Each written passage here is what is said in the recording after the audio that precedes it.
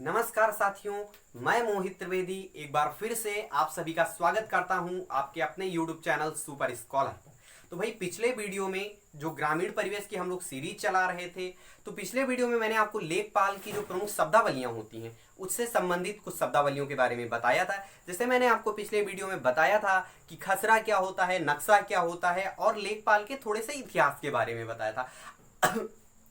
आज के इस वीडियो में जो जो चीजें हम लोग पढ़ेंगे उनके बारे में देख लेते हैं। तो भाई आज के इस वीडियो में हम लोग खतौनी को पढ़ेंगे, खेवट को पढ़ेंगे और सजरा को पढ़ेंगे और पढ़ेंगे पड़ताल के बारे में। जो भी चीजें मैं बता रहा हूं आपको, ये आपकी उत्तर प्रदेश भू राजस्व अधिनियम और उत्तर प्रदेश भू राजस्व संहिता से ली गई हैं। और मैं यहाँ पर जो चर्चा करूंगा वो सिर्फ और सिर्फ जहां से आपके एग्जाम में सवाल बनने की बहुत ज्यादा संभावना है उन्हीं पॉइंट्स को लेकर चर्चा करूंगा। इतिहास में नहीं जाना है, ज्यादा डेप्थ में नहीं जाना है, ठीक है। हमें क्या करना है, पॉइंट टू पॉइंट ही पढ़ना है, ठीक है। तो देखो अब हम शुरुआत करेंगे इस वीडियो की खतौनी से। पिछले वीडियो में मैंने आपको खसरा के बारे में बता दिया था, नक्शे के बारे में बता दिया था, तो चलिए खतौनी के बारे में जानते हैं। और पहला सवाल आपका यहीं से हिट करेगा कि जो खतौनी शब्द है, ठीक है, मैं लिख भी देता हूं, यूपी यानी कि उत्तर प्रदेश भू राजस्व अधिनियम 1901, ठीक है, या 1901 जो है उत्तर प्रदेश भू राजस्व अधिनियम 1901 में खतौनी शब्द का कहीं पर वर्णन ही नहीं किया गया है। खतौनी शब्द का उत्तर प्रदेश भू राजस्व अधिनियम वर्ष 1901 में कहीं पर खतौनी शब्द का वर्णन ही नहीं किया गया है। यहां पर इसकी धारा 33 में जो वर्णित है, धारा 33 में एक शब्द अंकित है, एक शब्द वर्णित है जिसको हम लोग जानते हैं वार्षिक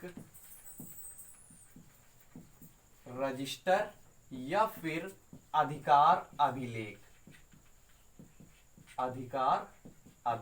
ठीक है भाई। तो देखो जो भू राजस्व अधिनियम की धारा 33 है, धारा 33 में एक शब्द वर्णित है वार्षिक रजिस्टर या फिर अधिकार अभिलेख। तो इसी अधिकार अभिलेख या वार्षिक रजिस्टर को ही हम लोग खतौनी के नाम से जानते हैं। पहला सवाल आपसे यहां पे इस प्रकार से बनेगा कि निम्न में से कौन सा शब्द उत्तर प्रदेश भू राजस्व अधिनियम में वर्णित नहीं है? तो वो शब्द कौन सा है? खतौनी है, ठीक है। दूसरा सवाल बनेगा खतौनी शब्द या वार्षिक रजिस्टर का वर्णन किस धारा में है? तो भाई धारा 33 में है, ठीक है। तीसरा सवाल यहां पे इस प्रकार से बनेगा, वार्षिक रजिस्टर को अन्य किस नाम से जानते हैं? तो भाई अधिकार अभिलेख के नाम से भी जाना जाता है और खतौनी के नाम से भी जाना जाता है। आई होप यहां तक आप लोगों को चीजें स्पष्ट हो गई होंगी। अब देखो जब आप लोग लेखपाल बन जाओगे तो जब आप लेखपाल का ये जो उत्तर प्रदेश भू राजस्व अधिनियम पढ़ोगे या उत्तर प्रदेश भू राजस्व संहिता पढ़ोगे, ठीक है, तो वहां पे आप क्या पाओगे कि जहां पर वार्षिक रजिस्टर शब्द लिखा है, क्या लिखा है? वार्षिक रजिस्टर। तो वार्षिक रजिस्टर के साथ ब्रैकेट में खतौनी लिखा है, ब्रैकेट में खतौनी लिखा है, या फिर लिखा है आपका अधिकार अभिलेख और ब्रैकेट में आपका क्या लिखा है? ब्रैकेट में आपका खतौनी लिखा है। यानी कि इस अधिनियम में कहीं पर खतौनी शब्द का वर्णन ही नहीं किया गया है।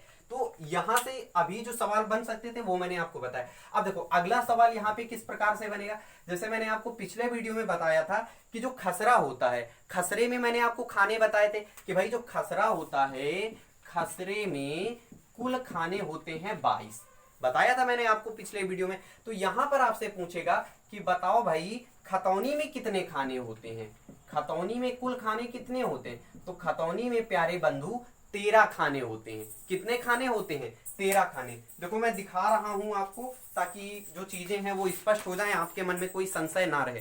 देखो ये खतौनी है आपकी और यहां पर आप देखो ये कॉलम नंबर 13 दिख रहा है जहां पर टिप्पणी लिखा हुआ है, तो ये इसका अंतिम कॉलम होता है या अंतिम खाना होता है। तो इसमें बनेगा सवाल कि खतौनी में खाने कितने होते हैं? तो खतौनी में 13 खाने होते हैं। अब जैसे यहां पर मैंने लास्ट वीडियो में आपको बताया था कि जो खसरा होता है, खसरा आपका प्रत्येक वर्ष नवीनीकृत होता है, हर वर्ष चेंज होता है। तो यहां पर आपसे पूछेगा कि बताओ बंधु कि खतौनी जो होता है, खतौनी कितने वर्षों में चेंज होता है, कितने वर्षों में नवीनीकृत होता है? तो खतौनी आपका प्रत्येक 6 वर्षों में नवीनीकृत होता है।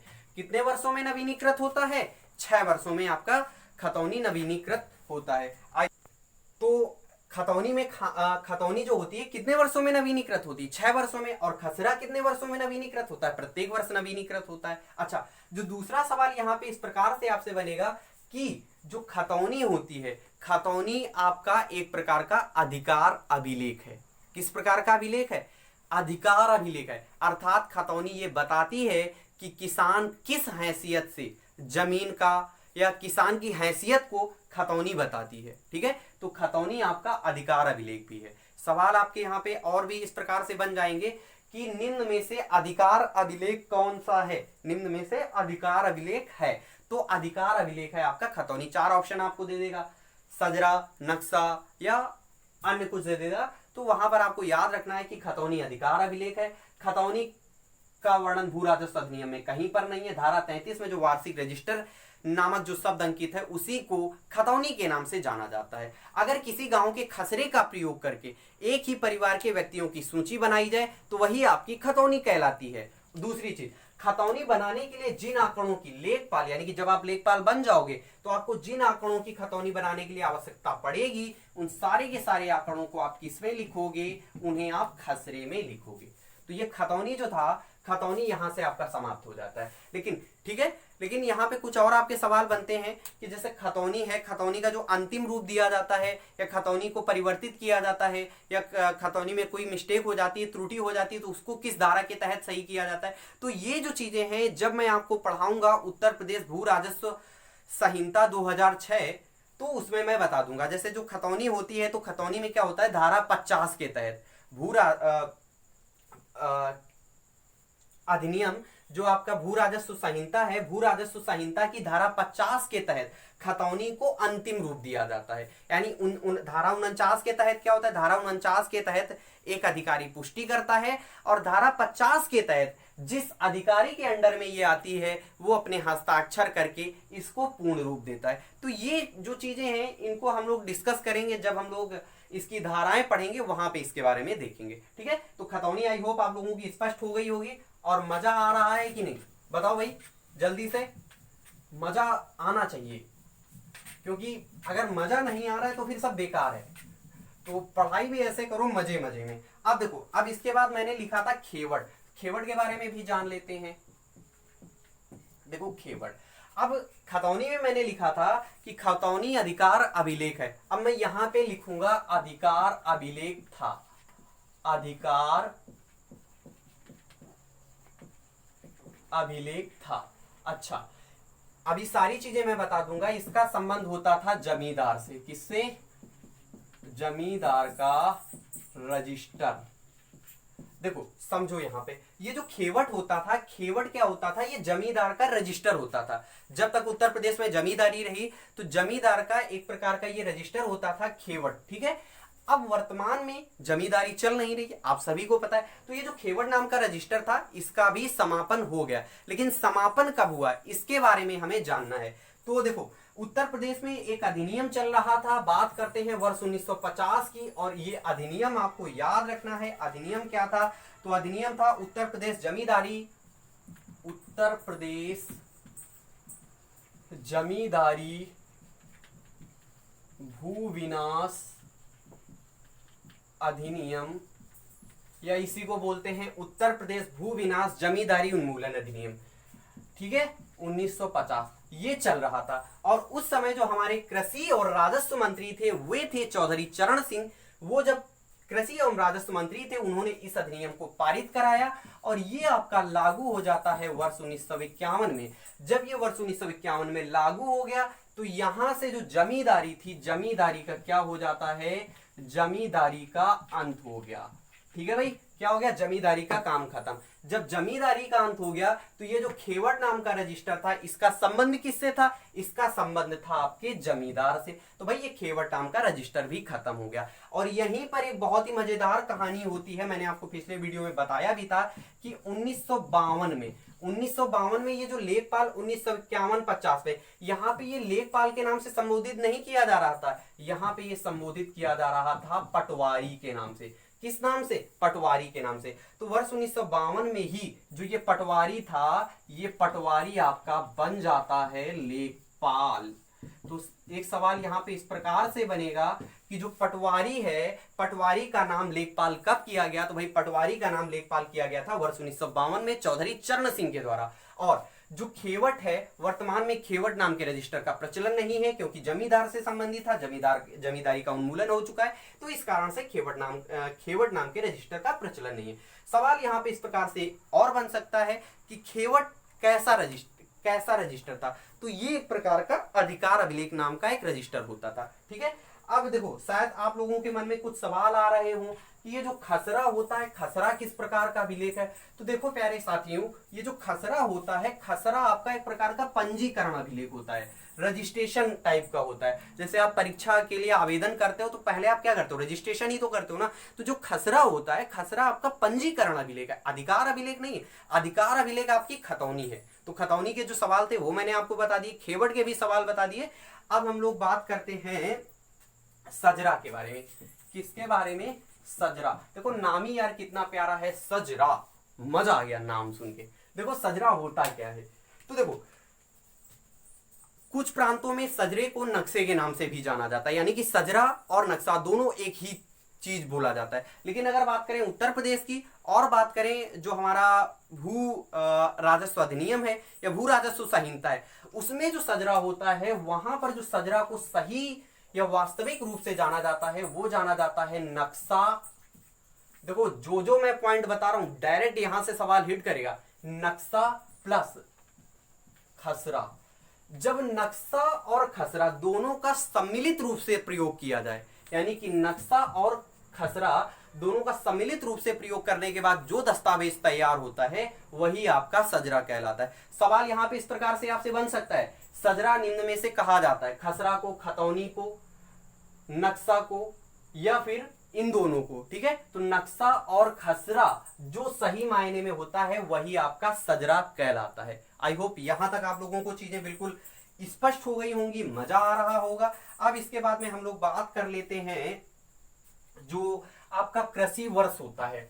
सवाल बन सकता है आपकी परीक्षा में, किसी भी परीक्षा में बन सकता है कि जो कृषि वर्ष होता है, कृषि वर्ष कब से कब तक होता है? कृषि वर्ष, इसी को हम लोग बोलते हैं फसली वर्ष। ठीक है, कृषि वर्ष या इसी को हम लोग कहते हैं फसली वर्ष। तो देखो प्यारे साथियों, जो कृषि वर्ष होता है ये आपका 1 जुलाई से स्टार्ट होता है। कब से स्टार्ट होता है? 1 जुलाई से 30 जून तक। कब तक होता है? 1 जुलाई से लेकर के 30 जून तक का जो समय होता है, इसी को हम लोग कृषि वर्ष या फसली वर्ष के नाम से जानते हैं। तो सवाल डायरेक्ट यहां पे बनेगा, कृषि वर्ष या फसली वर्ष क्या होता है। अब इसके बाद हम लोग बात कर लेते हैं पड़ताल। जब आप लेखपाल बन जाओगे तो आपका एक काम होगा, मैंने आपको पिछले वीडियो में बताया था कि जो लेखपाल है, लेखपाल के कार्यों का वर्णन कहां पर किया गया है। तो मैंने आपको बताया था लेखपाल के कार्यों का वर्णन लैंड रिकॉर्ड मैनुअल में किया गया है। तो जब आप लेखपाल बन जाओगे तो वहां पर एक कार्य आपका यह भी अंकित होगा कि आपको 1 वर्ष में 3 पड़तालें करनी होंगी। पड़ताल लिखा मैंने सही है? हाँ सही लिखा है, पड़ताल। अब नाम से ही स्पष्ट हो रहा है पड़ताल। तो पड़ताल का मतलब क्या होता है? पड़ताल का मतलब होता है जांच। ठीक है, क्या होता है? जांच। अब आप जांच करने जाओगे तो जांच करने का काम किसका होता है? इंस्पेक्टर का काम होता है ना। तो हो सकता है जैसे पटवारी का नाम वर्तमान में लेखपाल है, हो सकता है जब आप लेखपाल बन जाओ तो आप लेखपाल के नाम से ना संबोधित किए जाओ, आप उप राजस्व निरीक्षक के नाम से संबोधित किए जाओ। ऐसी मांगी चल रही है, लेखपाल निरंतर मांग कर रहे हैं कि लेखपाल जो है, लेखपाल का जो पद नाम है वो बदला जाए, उसे उप राजस्व निरीक्षक के नाम से संबोधित किया जाए। तो भाई कहीं हद तक बात सही भी है, वो हल्के में जांच करने जाता है तो होना भी चाहिए मेरे हिसाब से, है ना। तो देखो जो पड़ताल होती है, तो पड़ताल का वर्णन कहां पर है? लैंड रिकॉर्ड मैनुअल में है। अब ये पड़ताल होती क्या चीज है कि लेखपाल हर प्रत्येक गांव में जाएगा, हर खेत में जाएगा, वहां पर देखेगा खेत में क्या बोया गया है, क्या उगाया गया है। ठीक है, तो ये जो पड़तालें होती हैं, ये होती कितनी पड़तालें? तो भैया ये पड़तालें होती हैं आपकी 3। कितनी पड़तालें होती हैं? 3 पड़तालें होती हैं। कौन कौन सी पड़ताल होती है? तो पहली पड़ताल होती है आपकी खरीफ की पड़ताल, खरीफ की पड़ताल। दूसरी होती है आपकी रबी की पड़ताल, और तीसरी होती है आपकी जायद की पड़ताल। भाई जो फसलें बोई जाती हैं वही तो पड़ताल होगी। रबी की फसल आप बोते हो, खरीफ की फसल बोते हो, रबी की फसल बोते हो, और जायद की फसल बोते हो। तो यहां पर सवाल पहला इसी प्रकार से बन जाएगा कि लेखपाल को एक वर्ष में कम से कम कितनी पड़तालें करनी चाहिए? तो भाई 3 पड़तालें करनी चाहिए। ठीक है, ओके, यहां तक चीजें स्पष्ट है। अब देखो यहां पर जो पड़ताल का समय होता है वो आपसे पूछा जाता है। तो जो पहली पड़ताल होती है आपकी 10 अगस्त से। कब से होती है? 10 अगस्त से आपकी पहली पड़ताल चालू होती है। और जो दूसरी पड़ताल होती है अर्थात रबी की पड़ताल होती है, अब आप सभी को पता है कि रबी की फसलें कब बोई जाती हैं। रबी की फसलें सर्दी के महीने में बोई जाती हैं, अर्थात लास्ट दिसंबर या जनवरी के आसपास बोई जाती हैं। तो ये जो पड़ताल होती है ये होती है आपकी 1 जनवरी से। कब से होती है? 1 जनवरी से। अब जैसे वर्तमान में अभी मई जून का महीना आ जाएगा, मई तो चल ही रहा है। मई चल रहा है कि जून चल रहा है? जून चल रहा है आपका, है ना। तो ये जो जायद की पड़ताल होती है, ये जायद की पड़ताल आपकी चालू होती है 1 मई से। कब से? यानी कि इसमें जो आपकी खीरा, ककड़ी और ये पानी वाली जो फसलें आती हैं वो सारी की सारी आ जाती हैं। जब मैं कृषि पढ़ाऊंगा तो वहां पर मैं आपको ये जो फसलें होती हैं वो भी मैं आपको बिल्कुल स्पष्ट करवा दूंगा। तो यहां पर ये जो पड़तालें हैं, पड़तालें आपको याद रखना है। पहली पड़ताल यानी कि ये देखो, एक चीज मैं यहां पे लिखना भूल गया, ये आपकी पहली पड़ताल है। ठीक है, ये आपकी दूसरी पड़ताल है और ये आपकी तीसरी पड़ताल है। तो ये भी याद रखना है कि पहली पड़ताल रबी की, दूसरी पड़ताल पहली पड़ताल खरीफ की पड़ताल, दूसरी पड़ताल रबी की पड़ताल, तीसरी पड़ताल जायद की पड़ताल। तो ये पड़तालें भी आप लेखपाल बन जाओगे तब आपको करनी पड़ेंगी। ठीक है, आई होप यहां तक आप लोगों को चीजें बिल्कुल स्पष्ट हो गई होंगी। अब देखो, अब लेखपाल के और भी काम होते हैं कि जैसे वसूली करना या फिर टैक्स लेना, खेती पर लगने वाले टैक्स को लेना। तो उन टैक्सों के बारे में भी हम लोग डिस्कस करेंगे। और कुछ चीजें हैं, बता देता हूं मैं आपको।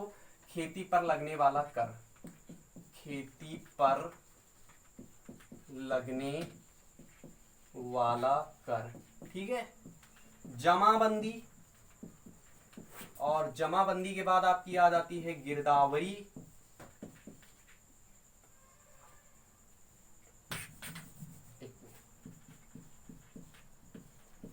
गिरदावरी, सेहद्दा, नाम शायद कुछ लोग पहली बार सुन रहे हों, सेहद्दा। तो ये जो चीजें हैं, कुछ ही शब्दावलियां बची हैं, इनको हम लोग डिस्कस करेंगे अगले वीडियो में। ठीक है, तो आज का जो वीडियो था, आई होप, मुझे आशा है कि आप लोगों को मजा आया होगा, आप लोगों ने पूरा एंजॉय किया होगा। और इसके पहले वाला अगर आपने वीडियो नहीं देखा है तो जरूर आप लोग उस वीडियो को भी देखिए। उसका जो लिंक है आपको नीचे डिस्क्रिप्शन बॉक्स में मिल जाएगा, उस वीडियो को देखिए और सुनिश्चित कीजिए अपनी सफलता, जो इस बार लेखपाल है, लेखपाल के लिए अपनी सफलता सुनिश्चित कीजिए। तो इस वीडियो को आप जितना ज्यादा हो सके अपने दोस्तों के साथ शेयर कीजिए, वीडियो को लाइक कीजिए। जो लोग चैनल में पहली बार जुड़े हैं, चैनल को सब्सक्राइब कीजिए। Thanks for watching me, have a study, जय हिंद।